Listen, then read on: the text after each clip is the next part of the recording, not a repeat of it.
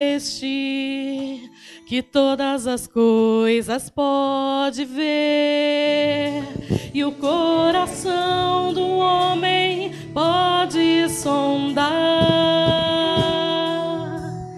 Quem é este que cura as doenças e o corpo e a alma pode restaurar? O seu nome é Jesus, o Filho de Deus. Morreu na cruz em meu lugar, mas a morte venceu e ressuscitou. Igual ao meu Deus não há.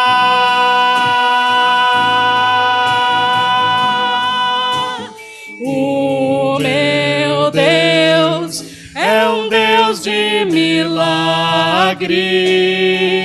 não há limites para o seu poder agir. Realiza o impossível, para ele nada é tão difícil. E o maior milagre já operou em mim. E o maior milagre quer operar em ti.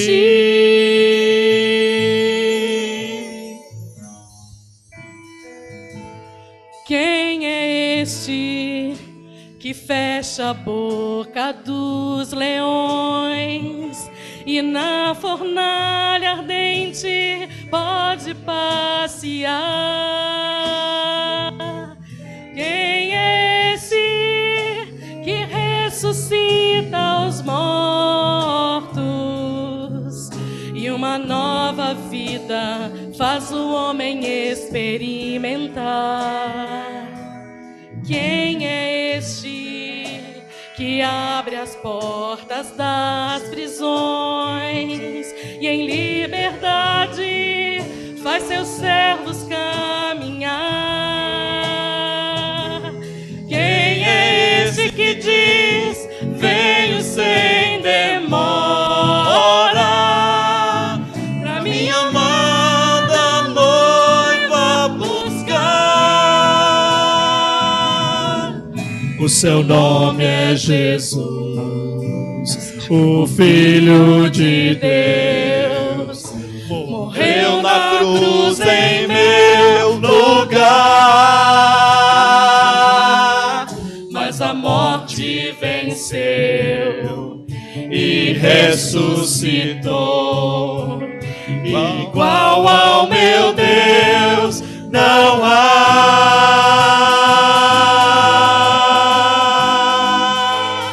O meu Deus é um Deus de milagres, não há limites para o seu poder agir. Realiza o impossível, para ele nada é tão difícil. E o maior milagre já operou em mim. E o maior milagre já operou em mim. E o maior milagre quer operar em ti.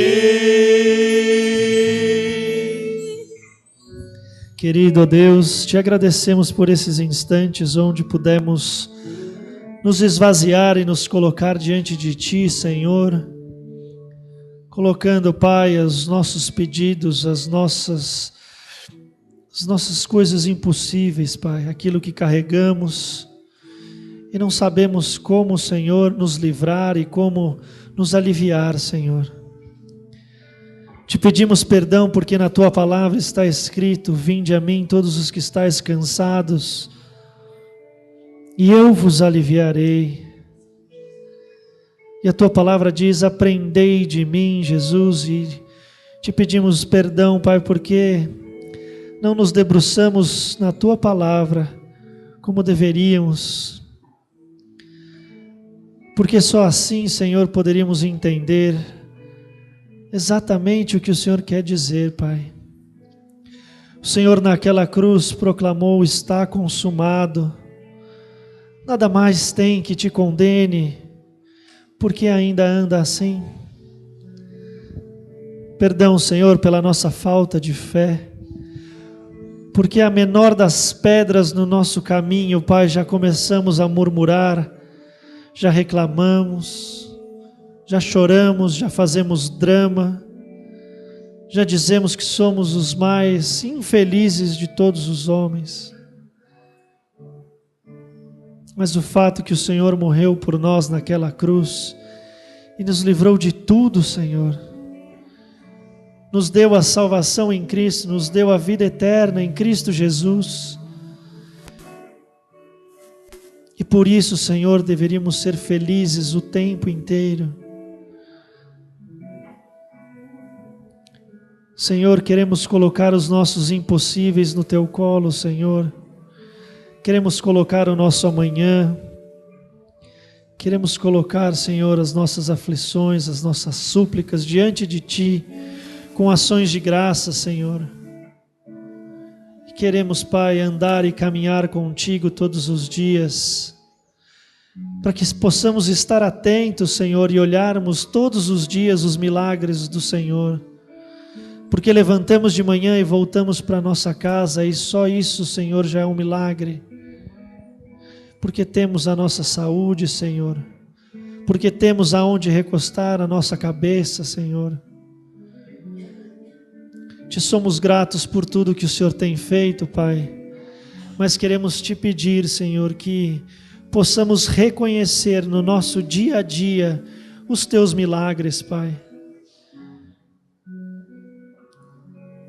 Nós queremos reconhecer, Senhor, que somos entregues e somos atacados pelo nosso inimigo todos os dias, mas o Senhor é o nosso escudo, o Senhor é a nossa fortaleza. Queremos vestir, Senhor, a Tua armadura para que possamos seguir o caminho, sabendo, Pai, da palavra, falando da nossa boca, Senhor, aquilo que vem de Ti, testemunhando com a nossa vida, Senhor, o que o Senhor fez por nós e o que o Senhor faz por nós. Nesse instante, Senhor, eu quero Te pedir que se há alguém aqui que ainda não Te conhece verdadeiramente, Senhor, que o Senhor se apresente a ela, Senhor. Se apresente a essa pessoa, Senhor, e tire, Senhor, as correntes que a aprisionam no seu local, Senhor. E que ela possa se derramar diante de Ti, porque o Senhor é o único que devemos louvor, honra e glória, como lemos o texto. Que haja salvação nesta noite, Senhor, para a Tua honra, para a Tua glória, Senhor, não para nós. Que possamos reconhecer, Senhor, que o Senhor anda conosco todos os dias da nossa vida, e não apenas quando estamos mal e corremos para Ti, se é que corremos.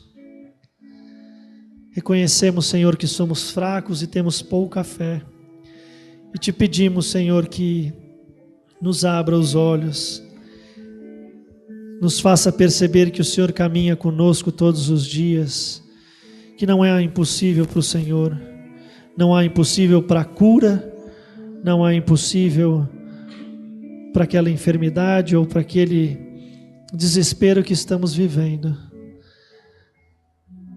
Permita, Senhor, que derramemos as nossas vidas nos Teus pés e caminhemos contigo, para a honra e glória do Teu nome, Jesus amado.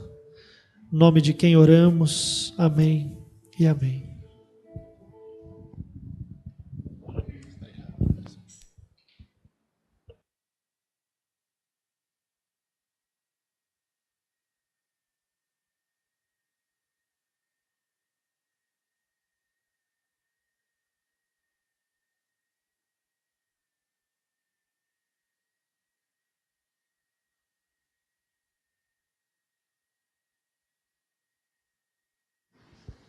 Vamos orar. Pai, nós nos colocamos diante de Ti para Te agradecer a Tua providência, a Tua ação, aquilo que o Senhor é. Sem Ti nada somos, Senhor, por isso nos colocamos diante de Ti essa noite, na certeza de que Jesus disse, sem mim nada podeis fazer. Nós não podemos fazer nada sem o Senhor. E nós abrimos a Tua palavra nesse instante, Senhor, pedindo que Tu fales, como Tu estás falando, Senhor, desde quando aqui chegamos. No toque do irmão, num abraço, num ósculo santo, lendo a Tua palavra, entoando louvores, vendo as crianças. Entendemos que tudo isso, Senhor, é dádiva Tua, é ouvirmos a Tua voz e como deve ser a igreja. E assim nós Te agradecemos agora por esse momento onde iremos ler a Tua palavra mais uma vez, pedindo que Tu fales, Senhor, porque sem Ti nada sou. Simplesmente, Pai, não sou o intérprete da Tua palavra, porque a Tua palavra não precisa de ninguém. Ela se basta, ela é suficiente, mas tudo o que queremos aqui, Senhor, como igreja, é mutuamente nos estimularmos em amor, para aquilo que o Senhor deseja falar ao nosso coração. Assim nós louvamos, nós agradecemos o nome querido de nosso amado Senhor Salvador, Jesus Cristo. Amém.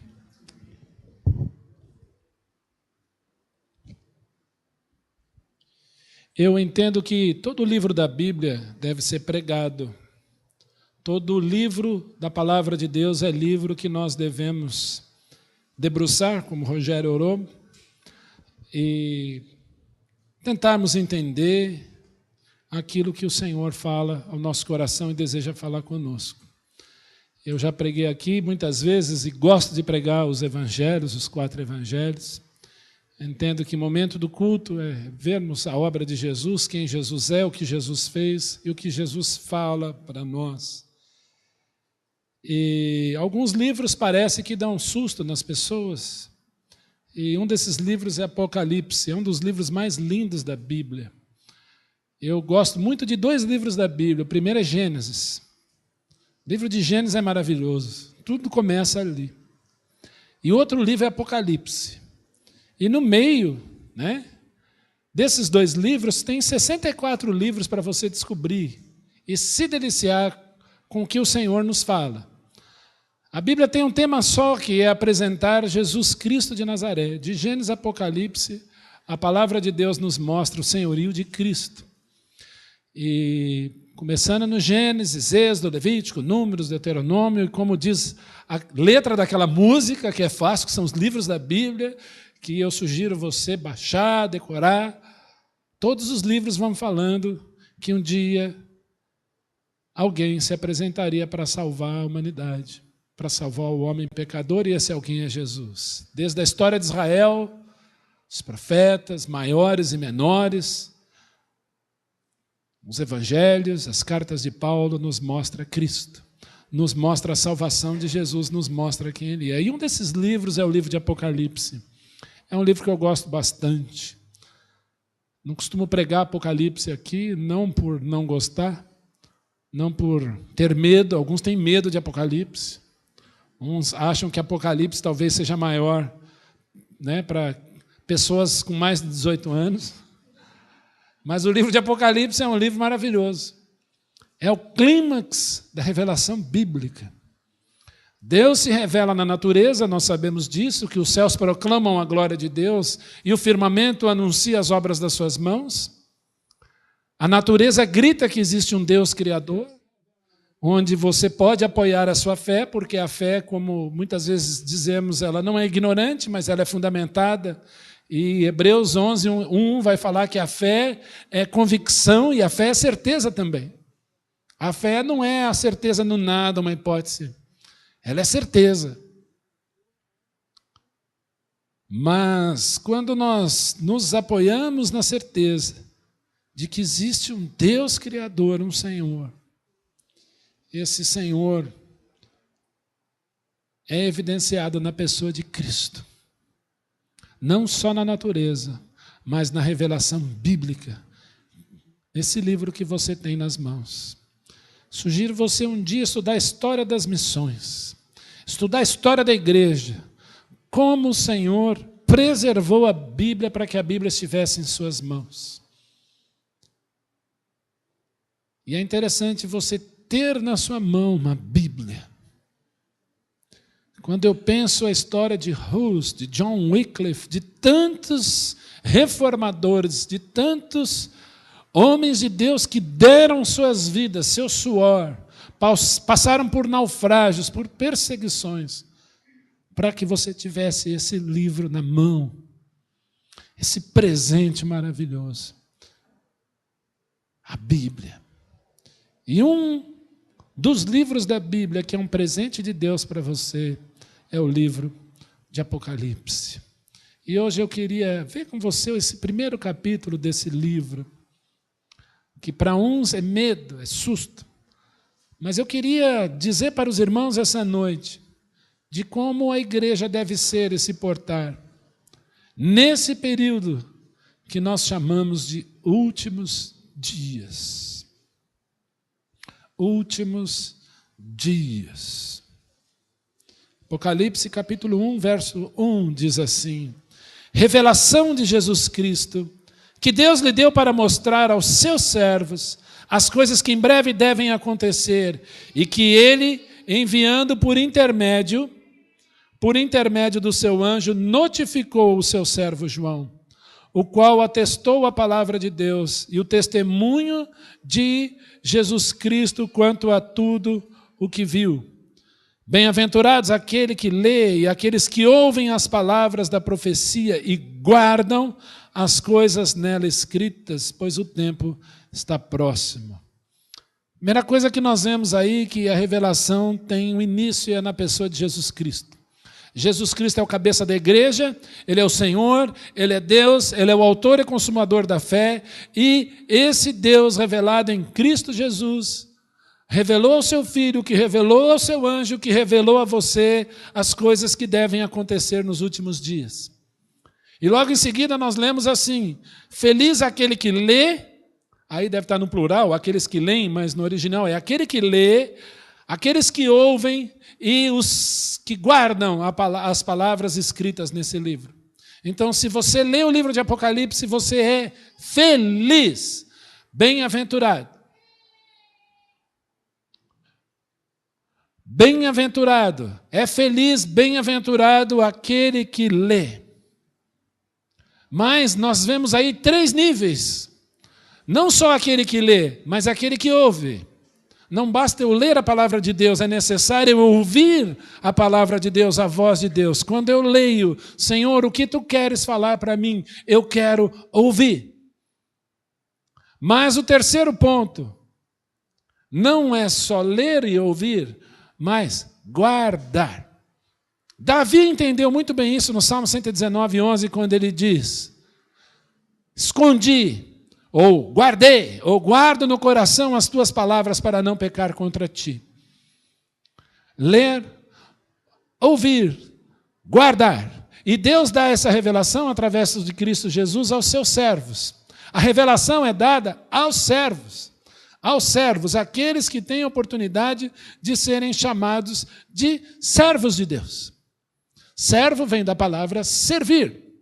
Então não é para qualquer tipo de pessoa.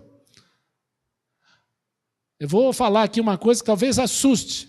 Eu tenho aprendido aqui ousadia com alguns colegas pastores e estão tentando colocar isso em prática. Desde o começo, do meu ministério, quando Deus me chamou. Vou falar aqui uma coisa ousada. O entendimento deste livro passa por servos. Eu desejo te servir, Senhor, entender o que o Senhor quer dizer para mim, porque eu quero servir. E talvez você diga: pastor, você falou uma heresia, eu não concordo. Mas quem disse que o Filho do Homem não veio ser servido, mas servir foi o próprio Cristo? Então a revelação, o entendimento de tudo que está aqui passa pela minha vontade de servir. E servir não significa exatamente trabalhar na igreja, mas ser servo. Servo do meu irmão. Ontem, quando nós tivemos a nossa reunião de liderança, eu pedi para a reunião terminar assim: olhe para o teu irmão e diga: eu quero servir você. eu quero te servir. Cristo nos chamou para servir. E quando você se coloca na posição de servo, Deus fala para que você entenda. Leia, ouça a sua voz e guarde o seu testemunho. E o versículo 3 termina dizendo, o tempo está próximo. João escreveu essas palavras no ano 90, por volta do ano 90 da nossa era. Nós estamos em 2015. No ano 90, Jesus levanta João para dizer para ele, o tempo está próximo. São aí quase 2000 anos de trégua. Deus dizendo para a humanidade, arrependei-vos, crede no Evangelho. Deus dizendo para a igreja, ide por todo mundo e pregai o Evangelho a toda a criatura, o tempo está próximo. Você pergunta para algumas pessoas e você diz, você acha que o mundo está acabando, que o tempo está próximo? Imagina, o mundo está ótimo. É uma maravilha. Está tudo bem. A tecnologia irá resolver todos os nossos problemas. E eu pergunto às vezes para os jovens, inclusive a crise hídrica, o homem vai inventar através de uma máquina a água. Aí eu começo a dar risada. Eu falo, eu preciso ter mais fé em quê? Na revelação bíblica ou que Jesus diz que nós estamos nos últimos dias, de mal a pior? O homem cada vez mais egoísta, enganado, sendo enganado. Eu não estou falando de catástrofes naturais, eu estou falando da moral, da ética do ser humano. Se temos uma crise hídrica hoje, é porque o ser humano há muito tempo não sabe o que é árvore. O ser humano não sabe o que é jogar lixo no lixo. Eu fico impressionado.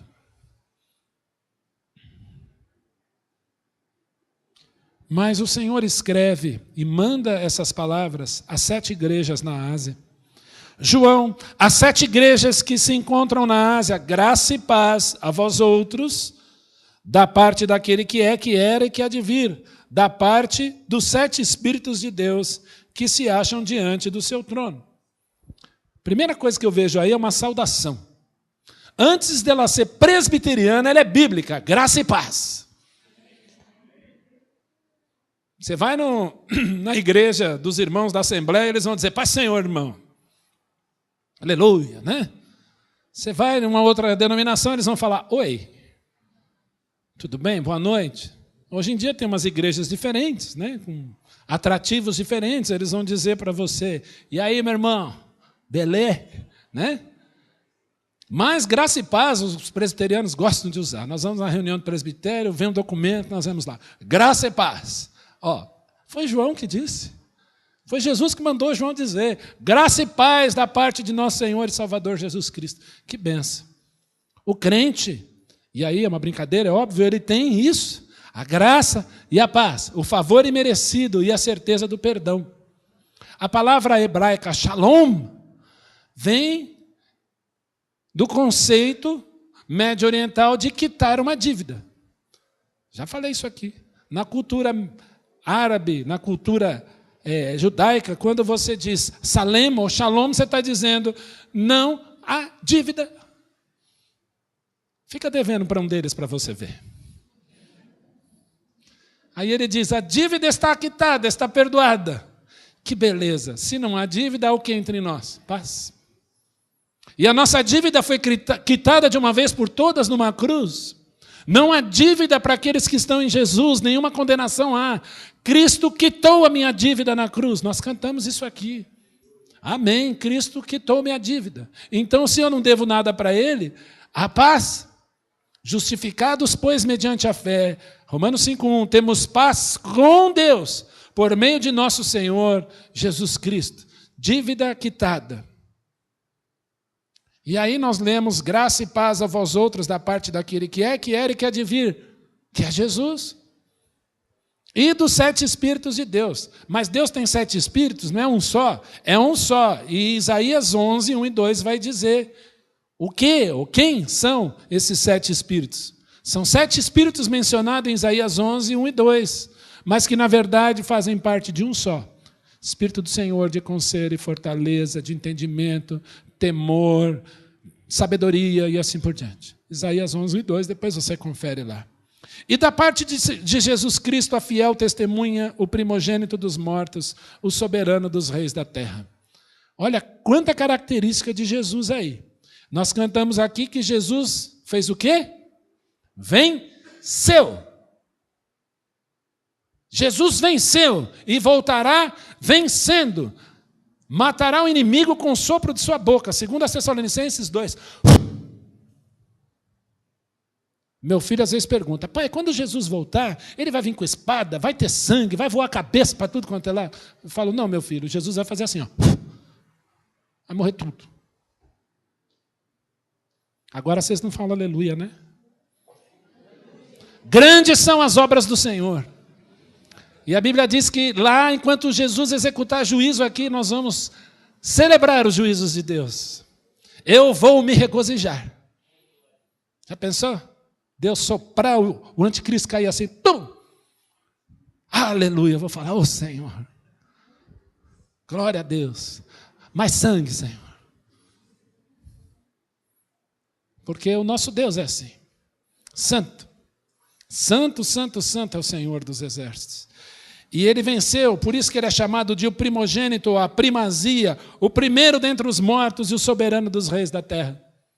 Há muitas pessoas preocupadas com a corrupção, com quem está no poder, se é aquela pessoa que eu queria, se não é a pessoa que eu não queria. Eu sinto muito para te dizer, quem está lá é quem Jesus escolheu que estivesse lá. O nosso Senhor é soberano, Ele é Senhor. Foi Deus que colocou Nero, Calígula, foi Deus que colocou Cláudio, que colocou Pilatos. Ele é o Senhor. Não reclame, está achando ruim, reclame com Ele. Agora, o papel do crente é orar, porque Ele, Jesus, é o soberano dos reis da terra. São nada para Ele. Nada. Do jeito que vem, vai embora. Daniel disse isso para Nabucodonosor. Ele põe reis, estabelece reis e remove reis. Com a mesma facilidade. E todas as nações, como disse Isaías, perante Ele são como um pingo d'água. São como um nada. Ele é soberano, Ele é Senhor. Consegue entender quem é Jesus? Quem é o cabeça da igreja? Aquele que nos ama. E, pelo seu sangue, nos libertou dos nossos pecados e nos constituiu reinos, sacerdotes, para o seu Deus e Pai. A Ele a glória e o domínio pelos séculos dos séculos. Amém. Eis que vem com as nuvens e todo olho verá até quantos o traspassaram. E todas as tribos da terra se lamentarão sobre ele, certamente. Amém. Esse texto é riquíssimo. O Senhor Jesus há de se manifestar a esse mundo em poder e glória, e aqueles que o rejeitaram, inclusive aqueles que os traspassaram naquela cruz, o verão. Está bem claro aí de quem Jesus se refere. Todos o verão, todo olho verá. E muitos se lamentarão sobre ele. Ai, ai, ai. O Messias que morreu naquela cruz que eu rejeitei minha vida inteira era o Salvador. E eu não criei. Eu o rejeitei. Por isso está escrito isso aqui. E para não ter dúvida, Jesus diz claramente quem ele é. Eu sou o Alfa. Eu sou o Ômega. Se você não entendeu, pense em português. Eu sou o A, eu sou o Z. Eu sou o Gênesis, eu sou o Apocalipse. Eu sou de eternidade a eternidade. Eu sou o princípio, eu sou o fim. Há uma música que dizia que alguém era o começo, o fim e o meio. Blasfêmia. Ele é o princípio, ele é o fim. Ele é Rei dos reis, Senhor dos senhores. Continuando aí, eu, João, irmão... e aí um detalhe no final do verso 8. Que era que há de vir o El Shaddai, o Todo-Poderoso. Opa, está falando de Jesus. Apresentando Jesus aqui como Deus Todo-Poderoso. E a doutrina mais atacada da Bíblia é a divindade de Cristo. Se Jesus não for Deus, estamos perdidos. Jesus é Deus, Ele é Jeová, Ele é um com o Pai. Essa é uma verdade linda das Escrituras e a mais combatida. Porque se Jesus não for Deus, nós sabemos que não há salvação para nós, nem para você, nem para mim. Eu, João, irmão vosso e companheiro de tribulação, e na perseverança em Jesus, achei-me na ilha chamada Patmos, por causa da palavra de Deus e do testemunho de Jesus. Achei-me em espírito no dia do Senhor, e ouvi por detrás de mim grande voz, como de trombeta, dizendo: o que vês, escreve em livro, e manda às 7 igrejas: Éfeso, Esmirna, Pérgamo, Tiatira, Sardes, Filadélfia e Laodiceia. Voltei-me para ver quem falava comigo, e voltado vi 7 candeeiros de ouro. No meio dos candeeiros, um semelhante a filho de homem, com vestes talares e cingido à altura do peito, com uma cinta de ouro. A sua cabeça e cabelos eram brancos como a alva-lã, como neve os olhos, como chama de fogo, os pés semelhante ao bronze polido, como que refinado numa fornalha, a voz como de muitas águas. Tinha na mão direita 7 estrelas. Da boca lhe saía uma afiada espada de 2 gumes, e o seu rosto brilhava como o sol na sua força. Quando o vi, caí a seus pés como morto. Quem é esse? Quem é esse? Alguém cujos olhos são como chamas de fogo. O rosto brilha como o sol ao meio-dia, o sol com toda a sua força. E a referência de sol que brilhava para João era o sol do deserto. Era sol do deserto. Mais ainda, seu cabelo como alva-lã, como neve. Seus pés semelhantes ao bronze refinado numa fornalha, e a sua voz como de muitas águas. Eu tive a oportunidade de, em 98, visitar um lugar chamado Fernando de Noronha. E lá nós fazíamos um passeio de barco, e existia um lugar chamado Toca do Leão. E eu fiquei pensando, e quando vamos chegando perto de barco ao lugar chamado Toca do Leão, eu fiquei olhando se o formato geológico ali, né, daquela rocha, parecia um leão. E aí eu perguntei para o barqueiro: por que aqui se chama Toca do Leão? Ele deu um sorrisinho, desligou o barco e disse para mim: fecha os olhos e espera. A hora que a onda batia na rocha e voltava, fazia um rugido de um ensurdecedor de um leão. Dava arrepio. Eu abri os olhos e pensava: será que eu estou no mar mesmo? Será que não tem leão nadando aqui? Era um som exato de um rugido de um leão, de uma fera. Eu fico imaginando quem teve a oportunidade de visitar as cataratas de Iguaçu.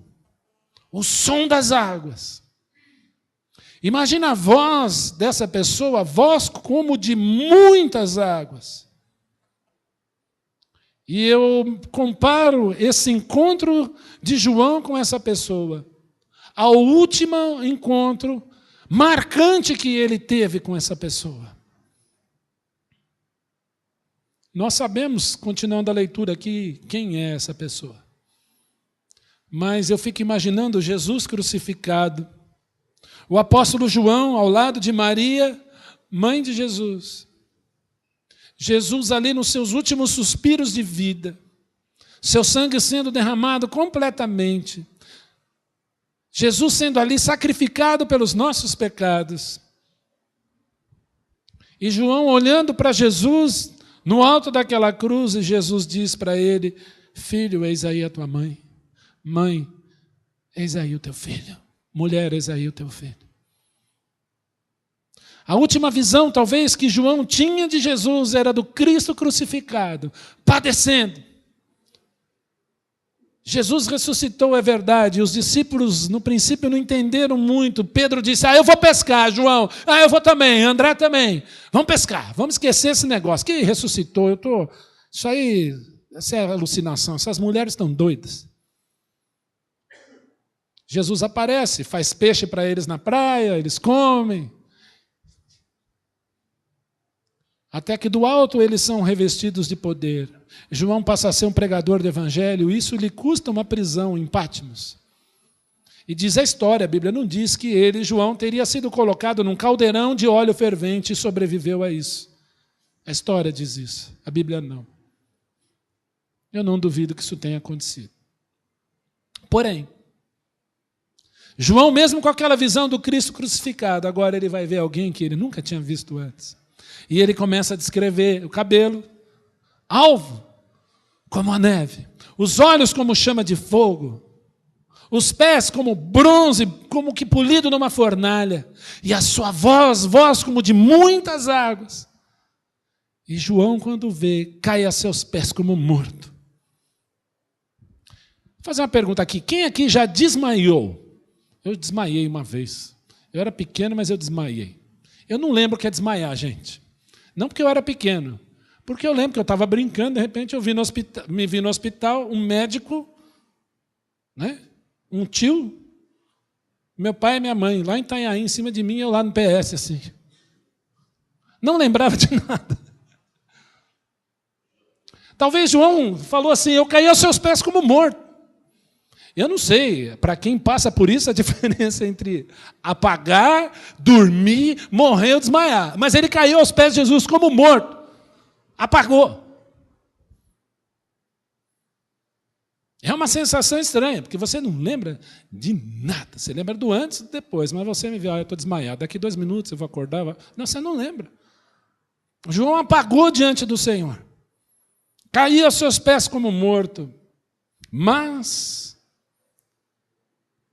ele pôs sobre mim a sua mão direita, dizendo, não temas, eu sou o primeiro e eu sou o último. Aquele que vive, estive morto, mas eis que estou vivo pelos séculos dos séculos e tenho as chaves da morte e do Hades, do lugar dos mortos. Eu tenho a chave do lugar dos mortos. É interessante que quando João vê isso, eu fico imaginando a imagem que João tinha de Jesus na cruz. Talvez de Jesus ressurreto, comendo peixe com eles. Mas agora ele vê Jesus e cai como morto. Que diferente. O meu Deus vive. O meu Jesus vive. E João, você vai escrever acerca das coisas que vão acontecer, porque o tempo está próximo. Eu sou Jesus. Eu sou Jesus a quem Paulo perseguiu. Eu sou Jesus, Senhor da igreja. E agora eu sou o Cristo glorificado que você está vendo. Porque ninguém pode ficar diante da minha glória vivo. Então levanta, João.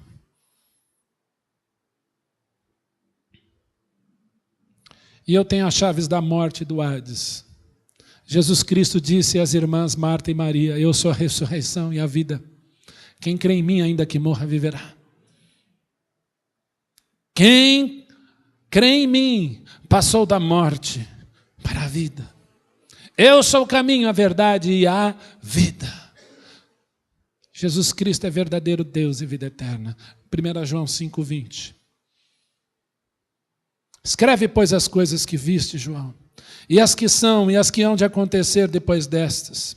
Quanto ao mistério das 7 estrelas que viste na minha mão direita, e os 7 candeeiros de ouro, as 7 estrelas, são os anjos das 7 igrejas, e os 7 candeeiros são as 7 igrejas. E se você verificar o versículo 12, 13, Jesus andava por entre os candeeiros de ouro. É Jesus que anda pela sua igreja, no meio dela.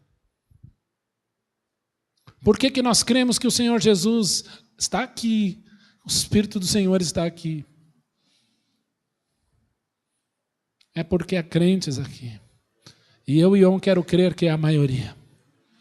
Por isso que Cristo pode andar no meio de nós. Ele é o cabeça, Ele é o Senhor. Agora o que Ele espera de você? Eu vou entrar no capítulo 2, só até o verso 7, irmãos. Tenha paciência, serei breve. Ao anjo da igreja em Éfeso escreve, essas coisas diz aquele que conserva na mão direita as 7 estrelas e que anda no meio dos 7 candeeiros de ouro. Parece que foi Jesus que disse, aquele que crê em mim tem a vida eterna. Ninguém os arrebatará da minha mão. Da mão do Pai ninguém pode arrebatar, eu e o Pai somos um. Se eu perguntar aqui para a Luciana, que esteve no hospital, para o Jonathan, que está em casa nos assistindo, que esteve no hospital ontem, Você se sentiu abandonado alguma vez? Jonathan, você se sentiu abandonado algum instante pelo Senhor? Eu não estou vendo, mas profeticamente eu creio que Ele está fazendo assim. Sabe? O Senhor não nos abandona. Nunca vos deixarei, nunca jamais te abandonarei. Eu conservo você na minha mão. E ando e passeio pela igreja. Essas coisas diz o Senhor Jesus. Verso 2, Éfeso, eu conheço as tuas obras, assim como o teu labor, a tua perseverança, e que não pode suportar homens maus, e que puseste à prova os que a si mesmos se declaram apóstolos e não são, e os achastes mentirosos. Nós estamos vivendo uma época em que pessoas estão dando títulos para si mesmos. Interessante. Apóstolo, pai apóstolo, arcanjo, supremo sei lá o quê, e a criatividade vai longe. O termo pastor é bíblico, o termo bispo é bíblico, o termo presbítero é bíblico. Está aqui. E na nossa Constituição diz assim, ó, os termos são esses, pode usar. Eu gosto de ser chamado de pastor, ou de Ion, esse é meu nome, está lá no meu RG. Mas eu lembro, eu era criança, pegava o boletim da Vila Mariana, estava lá, reverendo Pércio. Eu ficava, o nome dele é reverendo ou é Pércio?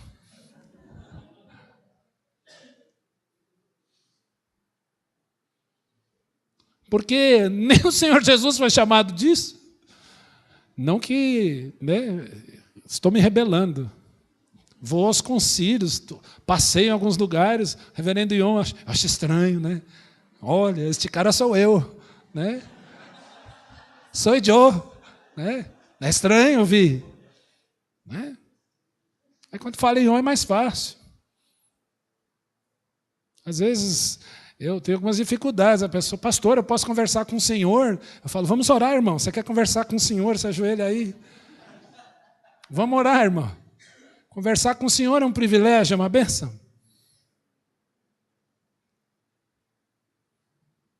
Mas hoje em dia nós vivemos uma época que a pessoa se auto-intitula. A partir de hoje é apóstolo, hein? Tem para mim. E às vezes vem com os nomes assim, até parece os da Bíblia, a gente se assusta. Fala, mas eu tinha uma imagem diferente dele, porque na Bíblia era pequeno, aquele é grande. Nós nos assustamos. E a igreja de Éfeso foi elogiada porque conseguiram discernir ali, os irmãos conseguiram discernir essas pessoas que eram mentirosas. E mais, verso 3, tens perseverança, suportastes prova por causa do meu nome e não te deixaste esmorecer. Era uma igreja que perseverava. Era uma igreja que perseverava. Verso 5, vou pular o 4.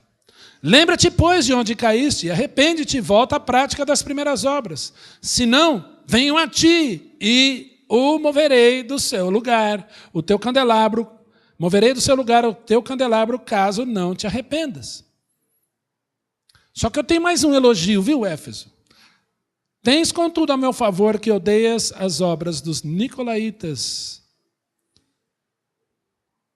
as quais eu também odeio. Os nicolaítas eram aqueles que subjugavam o povo. Era o clero acima do povo, acima de tudo. E aquilo que eles diziam tinha que acontecer. Eles mandavam e desmandavam. Totalmente avesso ao princípio do Senhor Jesus, que veio fazer o quê? Servir. Jesus na sinagoga, ele não dizia assim, agora, irmãos, fiquem quietos, porque eu sou o Deus encarnado. Eu vou falar, vocês ficam quietinhos. Jesus não fazia isso. Ele ensinava. Ele pegava a Torá, pegava o Taná, pegava o Antigo Testamento, que era a Bíblia que eles tinham, e dizia, está vendo isso aqui? Se cumpre em mim. Ó, está vendo aqui os profetas falaram? O Cordeiro, sou eu. Eu vou ser colocado numa cruz. Eu vou morrer. E ao terceiro dia eu ressuscitarei, porque está escrito que seria assim. Ao terceiro dia ele será levantado. Está escrito. Serei traído por 30 moedas. Olha a linhagem. Olha Isaías 53. Sou eu, vai acontecer comigo. Quantas vezes Jesus explica as Escrituras? E hoje na sala lá em cima, aprendei de mim, eu falei, Jesus acreditava em Gênesis ou não? Aí as pessoas começaram a ficar, e agora? Ah, eu creio que sim. Mostra aí na Bíblia. E aí eu vi os irmãos, na hora da oração, já tristes. Ah, vai ficar para a semana que vem a resposta. Dei aquela espiada assim, falei, tem gente que vai ficar mal, melhor dar a resposta agora. Quando Jesus fala do divórcio lá em Mateus, ele diz, não tem deslido desde o princípio. O Senhor criou homem e mulher. Jesus cria em Gênesis, gente. Ele é Senhor. E tudo aquilo que Jesus ensina está lá no Antigo Testamento. Para nosso ensino, para nosso consolo, para nossa paciência. E tudo que está no Novo Testamento é para nosso ensino, para nosso consolo, para nossa paciência, para que nós aguardemos o Senhor, porque Ele vem vencendo, cheio de poder e glória. Nós cantamos isso aqui.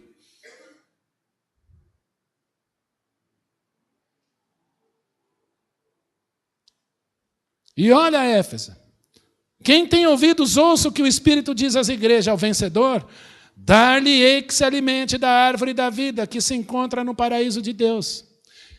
O Senhor Jesus odiava a obra dos nicolaítas porque eles se colocavam acima de Jesus. E ninguém pode se colocar acima de Jesus na sua vida. Nada, nem ninguém. Nosso Deus é zeloso. Jesus nunca escondeu da humanidade, jamais, através da revelação bíblica, presta atenção, nunca escondeu sua divindade, a sua palavra, a sua voz, sua obra, a sua salvação, a vitória sobre a morte, a sua igreja que seria criada para ser agente da adoração e pregação do evangelho. Jesus nunca escondeu o seu senhorio sobre esta igreja. E quer saber, o mundo sabe quem você é, o mundo sabe quem nós somos. Porque quando você se apresenta como um crente perto de alguém, a pessoa olha para você e do nada começa a contar problemas. Já aconteceu. Ela começa a se abrir. E aí eu falo, será que eu tenho CRM, alguma coisa? Né? CRP? Será que eu tenho alguma coisa? A pessoa olhou para mim e me achou com cara de psicólogo. Vou começar a falar. Sabe por que ela começa a falar? Porque você é crente. Porque você é igreja de Cristo. Ah, um nome escrito aqui, Jesus. E a pessoa olha para você e ela vê em você, nos seus olhos, algo de diferente. Se isso não acontece, começa a orar para que aconteça. Porque você é igreja do Senhor, embaixador de Cristo aqui. Mas Jesus nunca escondeu de nós o que vai acontecer. Jesus nunca negou que as coisas ficariam difíceis. Jesus nunca negou para a sua igreja que a ira vindoura viria para experimentar aqueles que habitam sobre a terra, cujos nomes não estão escritos no livro da vida do Cordeiro. Jesus nunca negou que virá juízo. Continue a ler Apocalipse.